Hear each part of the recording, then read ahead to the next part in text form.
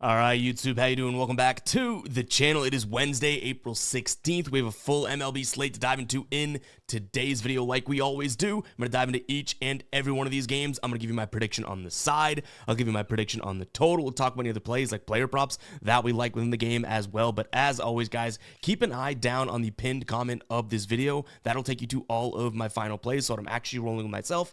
If that does interest you, it's absolutely free down in the pinned comment. All right, YouTube, how you doing? Welcome back to the channel. I tell you guys I'm a dummy all the time. They don't suck. They've just been sucking. Get them down to -3 for more juice than Jose Canseco in his prime. Tell me you're new without telling me you're new. So don't go jumping down my throat in the comments, right? If you want to fade me, or if you do want to ride me, this still leaves a bad taste in my mouth, right?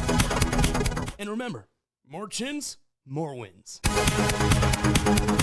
In terms of yesterday, and I wish we didn't have to recap this one. We go 1-6, meaning we're on a 2-11 run. That's tough. When you think about it like this, and I guess this is me trying to be glass half full and positive for the next day, some of these plays, I felt like we had gotten more unlucky than we had in our journey here than ever before, in a sense. So many of them, these first 5 plays came down to the bottom of the 5th, or some of the the unders that we took, like just a miraculous way of going over. I'm not an excuse guy. Usually I'll laugh at the losses, right? And some of the guppies get mad that I do smile when we lose, but I guess you just have to do that. You have to smile when looking at it like this, because 2 bad days in a row and absolutely just death by 1,000 paper cuts, it seems like, because it was just brutal to see. So yeah, it is what it is. I'll leave it up. Look at all those X's. Tough to see. We did have a bunch of pushes in there because guys didn't end up playing, but even if those ones that we had to void it on had come through and taken the W on, it still would have been a pretty damn bad night, right? So yeah, let's go ahead and bounce back today, and I guess forget about this if we can. Let's go ahead and do that, guys. Hit that like button, hit that subscribe button if you are still rocking with me. Comment bounce back for the good vibes today. We have been on a killer run to start the MLB season. I knew I was jinxing it and speaking into existence when I was like, I think the other shoe's going to drop at some point. We're not that good at this. And those two shoes dropped in a row, like someone dropping from a second story. Boom, right in front of us. So yeah, let's go ahead and bounce back. Trying to get that out of my head. It's clearly working, right? Let's dive into game number 1 here. Like I said, hit that like button, hit that subscribe button. We got Toronto taking on the Braves. Toronto's Chris Bassitt on the mound going up against Spencer Strider, who's making his season debut. Now, Chris Bassitt, we'll start with him, has been killer this season. He's gone up against Baltimore, New York, and Boston, the Mets, New York. So kind of confused as to like what these offenses are, right? Offenses that should be good, but haven't necessarily been good. But nonetheless, to start the season, his ERA is phenomenal. It's sitting right now at a .98 ERA. I do think he's due for some, regression in a sense. I don't necessarily know if it comes today, but I don't think that, Spencer Strider is any schmuck, right? The dude is a good pitcher. Obviously, missing some time with the injury and whatnot, but I do think that he's a good pitcher. Not all that sure how he comes out today, obviously, right? But what I would say is I'll give Chris Bassitt 3 outs in a prayer, right? 3 outs. And Spencer Strider, if there's anything to target, it's probably the shorter amount of innings in case he's on big pitch count or whatnot. So I'm going to lean Nerfy in this game, as well as maybe an under in the first 5.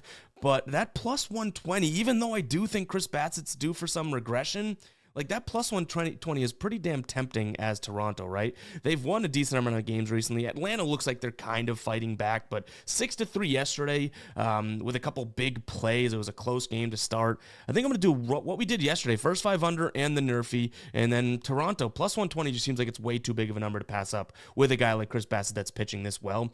But I will say, tread lightly, I do think that there is some regression coming his way. So that's probably how I'd look at this one. Not exactly sure what to give Spencer Strider at this moment. I know that I like him, but it's his first start in a while. All right, Milwaukee taking on Detroit. So another guy that's making his first start of the season, Keider Montero, who has pitched a little bit in AAA so far this year and has looked really good, a .76 whip.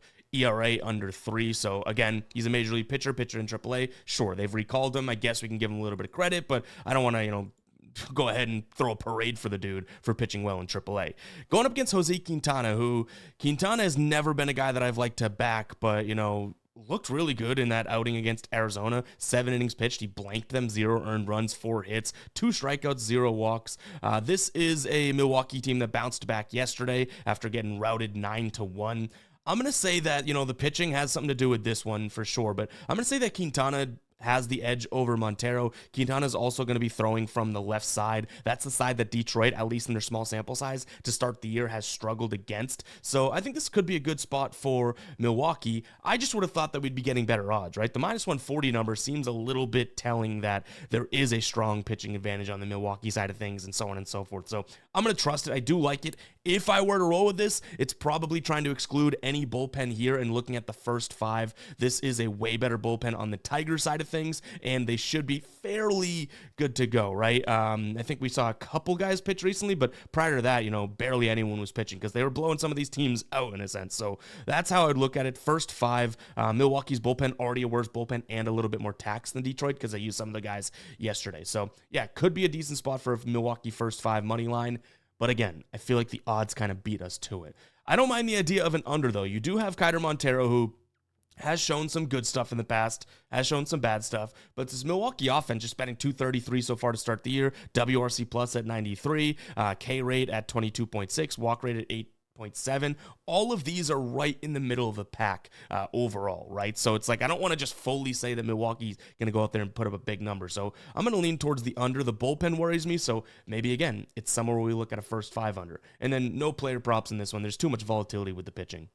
Real quick, before we move on to the rest of the games, Underdog has a cool new feature going on right now. You're also going to get a Bobby Witt free pick, meaning all he has to do is show up, get to the plate. A plate appearance cashes this square for you. But they have, because of the NBA playoffs, the extender going on, meaning each and every time you make a play and you go through these playoff games, the extender kicks in and you get a bigger and bigger and bigger boost as the series goes on. So if a game goes 7 games, you're going to get more and more of a boost every single time.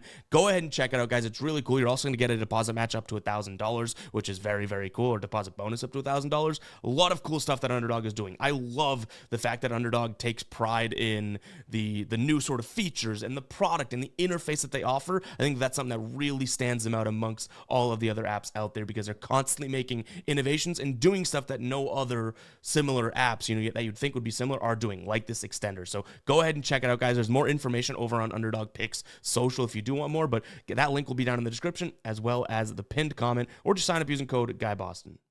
All right, Minnesota taking on the Mets. We have Justin Hagenman, if I'm not mistaken, spent some time in or with the Red Sox or something. I believe either Worcester or something like that. No major league start, so I shouldn't say the Red Sox. He is getting called up here to make the start.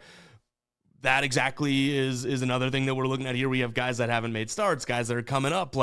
We don't know exactly what to make of this pitcher. We do have David Festa on the other side of things, who on this season I wouldn't really throw a parade for either. So again, 3 games in a row, there could be some pitching volatility here, but David Festa, 1 start. He took on Detroit. Detroit ended up winning that game, but he allowed 0 earned runs through 4 2/3, just 3 hits. So we'll give him a little bit of credit, right?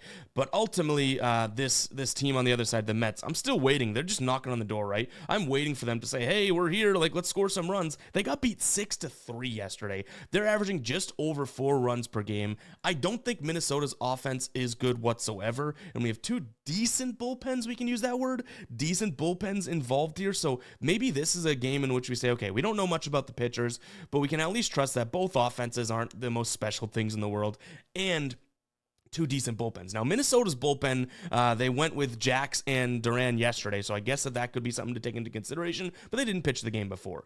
So I'm kind of thinking that this is a spot for an under 8.5. I also like Christian Vasquez under 1.5 hits, runs, and RBIs. The thing that could be holding me up here is Hangman or Hagenman, the Hangman. He is an unknown, right? What if he goes out there and gets shelled in his first start? What I will say is that this line consistently is moving between 1.5 hits, runs, and RBIs and 0.5 hits, runs, and RBIs. So you're paying a little juice either way, but if you can snag it at 1.5, you should get a little bit of value on that line, especially if it moves back to 0.5. So I'll lean under. I'm going to say give me the Mets, even with that crazy pitcher on the mound. And I say crazy just because he has a crazy name.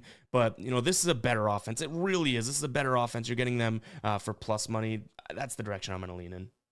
All right, we can finally start getting into some real baseball. There's no pitching question marks in this one or lineup question marks. Steven Matz on the bump for St. Louis going up against Ronel Blanco. In terms of what we'll see here, I do think that Steven Matz, kind of to my surprise, I guess I should say, has has not really looked all that bad this year. Now, he has not, if I'm not mistaken, don't quote me on this, but he has not made a start this season. So we'll see if he has normal starting, innings and whatnot. But coming out of the pen and whatnot has looked good. He's going up against Ronald Blanco, who I would not say has looked all that great whatsoever. So maybe, just maybe, it's not a starting history for him, right? Obviously a starter in the past, but has pitched fairly well this year. But Ronald Blanco, just 3 starts, San Francisco, Minnesota, the Angels, not doing too much. He got shelled in that game against Minnesota, which Minnesota's a bad offense. So we're looking at this at minus 105 on the card side of things. I think that's the side that I'd lean towards here. The bullpens, you could definitely say that Houston has a better bullpen, but King, Abreu, and Hader all went yesterday. In terms of St. Louis's bullpen, sure. I mean, you're going to probably counter with, well, they went with a couple, who was the guy that Munoz and someone else pitched. Those are not nearly the arms that Houston used, right? So I would lean towards, especially if we can get a good number at this, I think it's moving more and more towards even money, minus 102 right now. St. Louis in this spot. Now, yesterday's game was a 2-0 loss. This St. Louis team before that had scored 8 runs. That was in this series, 7 runs against Philadelphia. Hopefully that offense can kind of kick back into gear. They are averaging 5.3 runs per game so far this season. So yeah, I'm putting the ball in Steven Matz's hand, trusting him. Hopefully his first start of the year will be a decent one, and we can kind of get out of Dodge here. Now, in terms of what else we'll look at in this one, I don't mind the idea of, a Houston team total under. That offense just has not looked all that phenomenal so far. But a couple players that I'm considering here is one, Mauricio Dubon, under 1.5 hits, runs, and RBIs. Right now, that is minus 150 over on DK. That thing's moving into the minus 160s on other books. So it might be a good spot to try and target that. He is not very good against lefties overall. What I worry about is Steven Matz here against right-handed bats isn't exactly all that much to write home about and brag about. We might not even see Dubon in the lineup today, so this could be a void. I don't know if he's confirmed starting or anything like that, but still something that I would look at. Another spot that I consider would be, and this is kind of an iffy one, Christian Walker, who's really struggled against lefties to start the season, right? Obviously a very good batter. That's why I say it's a little strugglesome to get there. But for minus 115 odds, under 1.5 hits, runs, and RBIs could be a decent spot. Again, he's really struggled against lefties, and this is obviously a lefty on the mound for St. Louis. One thing I'll say is I believe they only have like 1 or 2 lefties in their bullpen. He's going to see a righty the minute Steven Matz comes out. We don't know how much he's pitching today. All right, San Diego taking on the Cubs. We have Matthew Boyd projected to go for the Cubs going up against San Diego. Now, Matthew Boyd, I gave a lot of credit to, and he pitched really well against that Dodgers team last time out. Unfortunately, they left him in maybe a couple pitches too long, right? Now he's going up against a team that he has already seen. He went 6 innings against the San Diego team. It was at home, though. He went 6 innings, 5 strikeouts, 5 hits, 0 earned runs. So looked pretty good against them. He has some decent numbers, I guess we could say, in the past against them. 67 plate appearances against, 19.4% walk rate, 19.4% walk rate would be crazy. 19.4% K rate, 3% walk rate, expected batting average against 224, expected slugging 370, and an xWOBA of 270. Nick Pivetta on the other side, he's been unbelievable to start the year, right? But this Cubs team did get to him in that same series I think it might have been the same matchup, actually, when they saw him earlier this year. Just 3 innings pitched, 6 hits, 3 earned runs, let up a home run, 4 strikeouts, 3 walks. And his numbers in his career against this Cubs roster ain't all that great either. So I think we may have a sneaky Cubs spot here for plus 105. Throw in the fact that, this Cubs team does have a pretty damn good offense. I love to see that. And they hit the fastball pretty well. They hit the curveball, they struggle with that, but the slider being the 3rd pitch for Pivetta, and they are the best team in the league right now hitting that pitch. So I think this could be a decent spot here for the Cubs for plus money. Just want to make sure that Matthew Boyd is, I guess, good to go, because I do believe in the dude this year, right? I think that he's going to have a pretty good year. He's already had a pretty good year, but at some point, does he have the same it factor? Like we've thought that when he was on other teams in the past too, and it just doesn't necessarily come to fruition. But I'm kind of giving him a lot of I guess hope this season So Matthew Boyd, I'm actually giving the pitching advantage over. The Cubs, I would give the hitting advantage over because they're seeing a righty, whereas San Diego, not that they struggle, but they struggle more so against lefties than they do righties. And then the bullpen, maybe that's where San Diego says, hey, we got this one. But their bullpen should be super, super taxed. Yeah, a bunch of guys went. So did the Cubs yesterday in a low-scoring, close game. So first 5 for Cubs for me, for plus money. I think that's what we'll end up taking a peek at. And let me make sure we didn't have any player props here before we move on. No player props as of right now. I have actually flagged Matthew Boyd over 4.5 strikeouts. Last time you saw this team, he had 5, but that was through 6 innings. What if he doesn't get to 6 innings, right? I mean, that could be a little worrisome. So I don't mind it, but I think that's just kind of like a fringe play. Baltimore taking on Cleveland. We had this one yesterday, and Baltimore gets smoked, and that was one of our losers. But again, anything these hands touch yesterday, except for Westberg under 1.5 bases, anything these hands touch, they just turn to crap. Gavin Williams is on the mound for this Cleveland team. Dean Kramer on the bump for Baltimore. I think there's a pitching advantage on the side of Cleveland here. I would say that they have a bullpen advantage as well. So it's kind of tough for me to make the case for Baltimore. I just will say this, and I don't think I actually get to Cleveland, so I'll lean Cleveland. You're getting a good value behind them. I think they're the better team right now. At some point, I would say Baltimore, teams like the Mets or even Houston, at some point we're going to see these teams not necessarily explode and become great, right? But at some point, I would say that they're going to return at least closer to form to what we thought they would be. You know what I mean? So, yeah, though Baltimore has struggled offensively and they've kind of gotten out of jams and they're 6-11, 6-10 right now, I think that they'll be a little bit better, but I don't know if it's today. I don't think that I actually wager on this one myself, but that's the direction I'd lean in. If we were to look at a total, I'd probably lean towards the over because then both things can be true. Dean Kramer isn't very good. Maybe the Guardians get to him, right? And then what if Baltimore says, hey, Gavin Williams ain't all that good either. Let's finally turn it on offensively. You know what I mean? And even me saying Gavin Williams isn't all that good, it's been pretty damn good to start the year, but I will just throw in there that I don't have too much trust in him, nor Kramer. So the over is probably what I would end up, leaning towards if we had to pick a total in this one, which I guess we do for show purposes.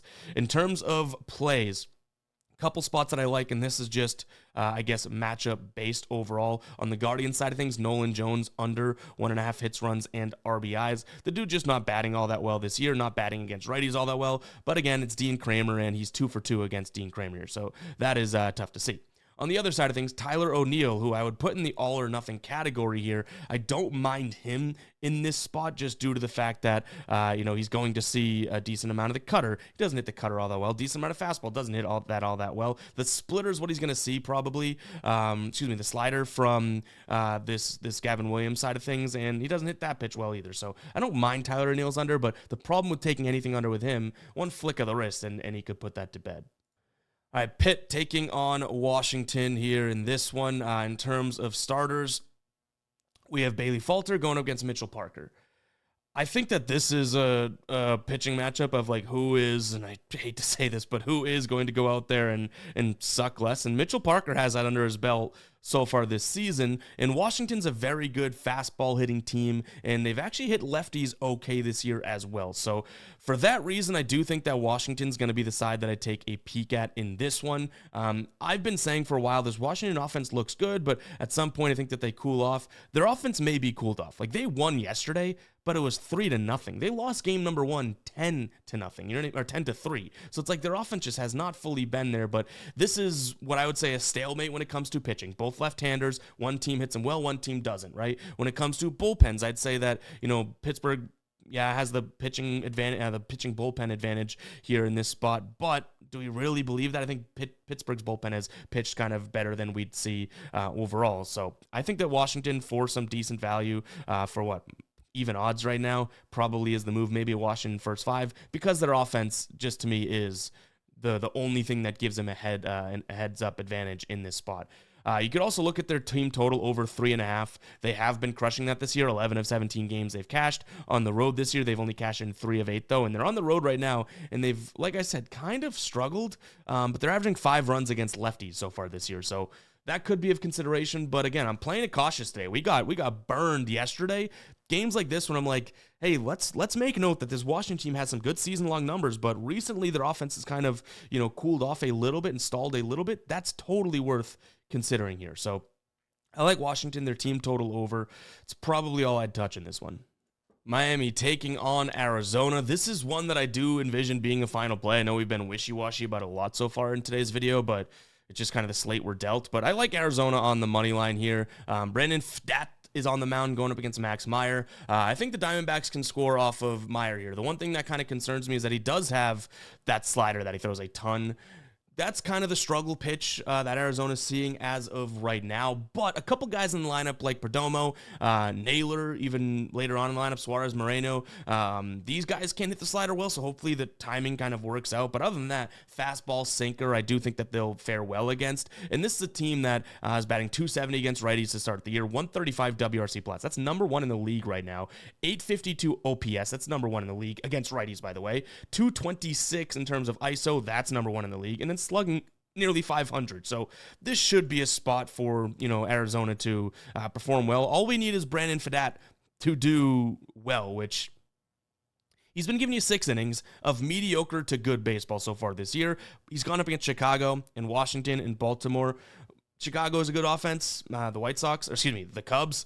Washington was a good offense at that time. Baltimore kind of struggling, right? But I do think that this could be a fair spot. This is a Miami team that kind of exclusively has hit good against lefties so far this year, and they haven't hit well against righties. Brandon Pfaadt's a righty, right? And he throws a lot of fastball, sinker, slider, changeup, like a lot of different pitches. So if he stays away from the changeup and just throws fastball, slider today, I think he should be pretty good. We have a lot of issues in that Miami lineup there. They also have a bullpen advantage, so this is just a spot for Arizona to be able to get to. I would hope Meyer, who I'm expecting some regression out of. The dude, in his first few starts has actually looked pretty good. The only game that he didn't look good in was that one game where Atlanta looked like the World Series Braves and just put up 10 runs, right? I think that he only allowed 3, though, so he's pitched pretty well. I'll give him that credit, but even if he pitches well and Brandon Pfaadt does his thing, if this thing goes to the bullpens, I expect Arizona to be able to come out there and say, okay, well, we're pretty rested in terms of our bullpen. We have a good bullpen, but our bats ain't going nowhere, right? So give me Arizona or a team total over for Arizona.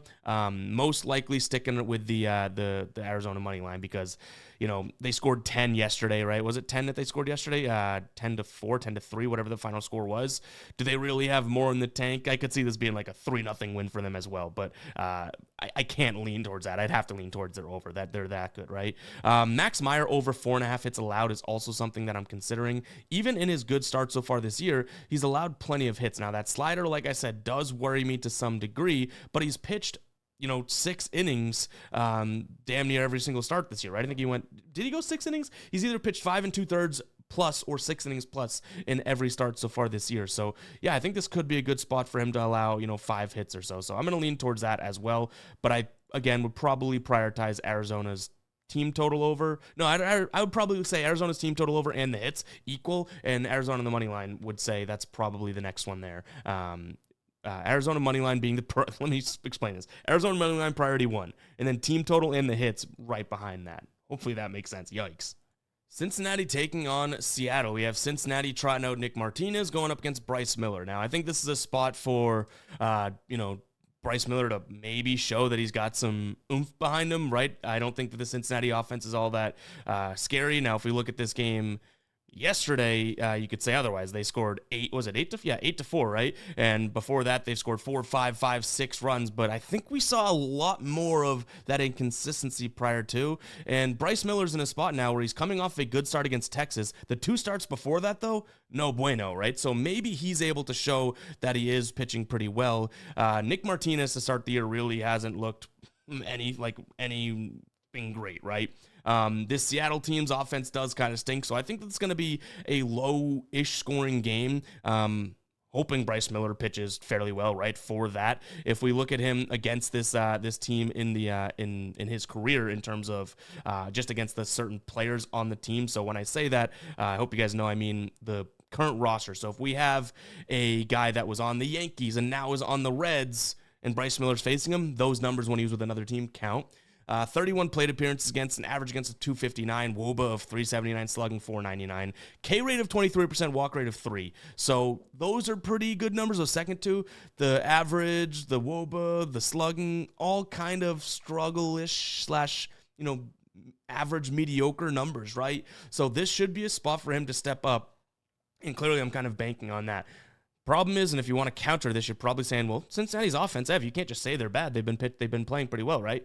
And they're in Great American Ballpark. Obviously a tough place to pitch in, but again, I think it's a good matchup. Bryce Miller has seen them twice in the last couple of years, and he looked pretty damn good. So I'm going to go Seattle on the money line, but I also don't mind the idea of a first 5 under, hoping that he can just keep his crap together. And even though Martinez has kind of struggled, I don't think that this Seattle offense is just good in general. You know what I mean? So you can get right now, I think it's like -120 for under 4.5. That's going to be the direction I lean in the first 5. But I would say Seattle in the first 5 under. All right, Philadelphia taking on San Fran. The one that I want to start with here is taking a peek at a player prop. Very simply, I like Bryson Stott to get a hit today. Now, he hasn't been batting against lefties all that well. His OPS isn't all that great against lefties. I understand all that, but he's going up against Robbie Ray, who's going to throw a lot of fastballs and a lot of sliders, and honestly, his pitch mix kind of stops there. He does throw the change in, is it a curve or a knuckle curve? But either way, those are like single-digit percentages, right? Stott hits the fastball extremely well and the slider extremely well. So I'm hoping that the lefty-righty matchup kind of, I guess, is canceled out by that. And then you throw in the fact that at least to start this season here, we have Robbie Ray, or actually probably using historical data as well. He struggles against lefty bats. So yeah, this could be a good look for Bryson Stott, who bats from that left side. So yeah, I like him to record a hit today. Total base over 0.5 would be the same exact thing.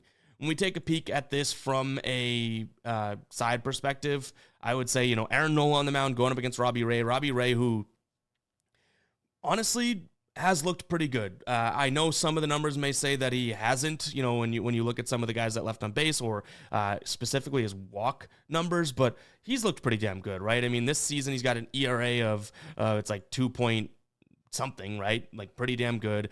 He's been good on the road. So I do think that he's looked good, but this is a guy that, in his career has some mediocre, not bad, not great numbers against the Phillies roster. Aaron Nola has some decent numbers. He's on the flip side. I think that the Phillies do have the pitching advantage here. Aaron Nola hasn't really looked all that phenomenal this year, and the team's yet to win when he goes out there and starts, which is kind of alarming, but at some point that has to flip, right? So give me the Phillies in this spot. They lost game 1. I think they win game 2, and tomorrow they have Chris Sanchez going at home, which is another good spot for them. So I'd consider that. Even if they lose today, might run it back tomorrow. I like the Phillies in this spot. In terms of who has the bullpen advantage, it is weird because this San Francisco bullpen has been pitching really, really well. I think we have to kind of say that this is probably bullpen advantage San Fran, even though I don't know if that's going to be season-long the case or anything like that, but it's kind of hard to deny right now. You know what I mean? Like, this is a decent bullpen, and Phillies bullpen is taxed, and they haven't been as great. So maybe if you like the Phillies, you look at them in the first 5, right? In terms of the total, I don't mind the over. I think the Phillies get to Robbie Ray. I've already mentioned that, right?